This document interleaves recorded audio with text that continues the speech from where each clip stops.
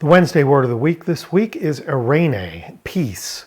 Ειρηνη denotes a negative state, the absence of something, and that something is the natural antonym polemos.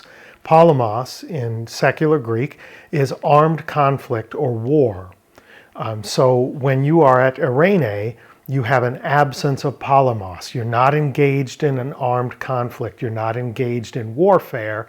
You are at peace. If we think about the ancient world, there was essentially a perpetual state of war going on between city-states, conquerors, empires expanding and contracting, political power shifting. And so there was a limited amount of time in a city's life, in a region's life, where there was an absence of some armed conflict.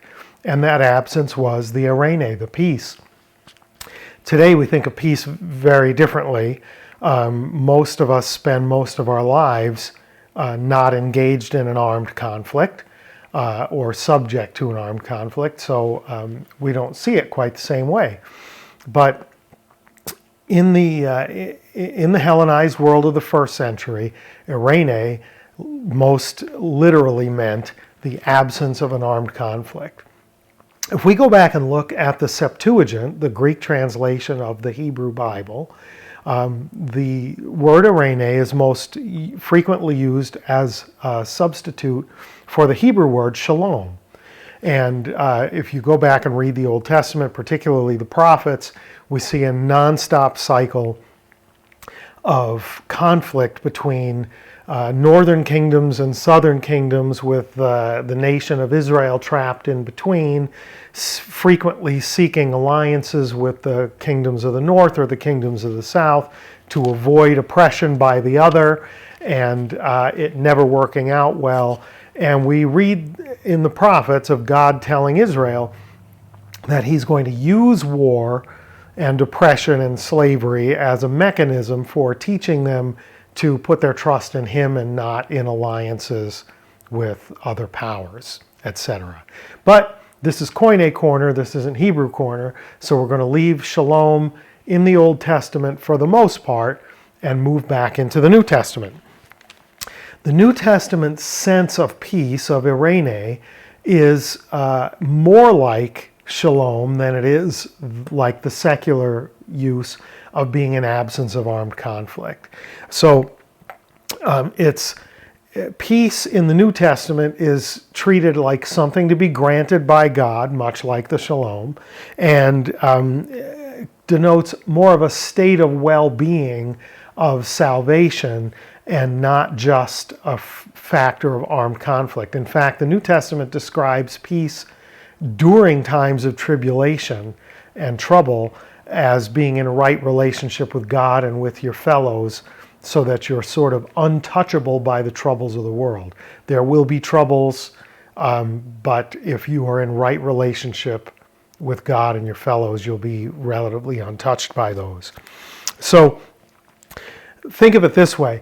You can't have kingdom life, you can't be ensconced in kingdom life through Christ and still be swept up in polemos. If your life is filled with conflicts, it's probably a good cause for reflection on what's really going on with you.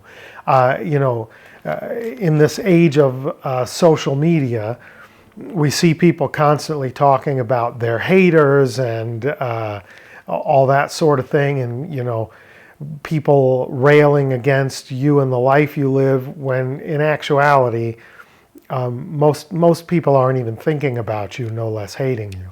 But kingdom life, as espoused in the New Testament, is about a peace in Christ regardless of what's going on around you, and a movement towards kingdom living after the parousia, after the return, in the new kingdom, where there'll be no conflict, where polemos will cease to exist, and ειρηνη will be the normal state. And so if we look at those two terms, ειρηνη and polemos, and see that in Christ we're being offered ειρηνη that transcends time and space, and that's not just a respite from polemos. And what we come to conclude is that the ειρηνη that's being offered is to become the normal state of being, whereas in the sinful world, the polemos is the normal state of being. Don't seek peace as a respite from war. Seek peace as a continual state in covenant with Christ and your fellows, and see polemos disappear. Much better way to live. Thanks for tuning in, as always, to Koine Corner and the Wednesday Word of the Week. If you enjoyed this, please share it, like it, all that other good stuff.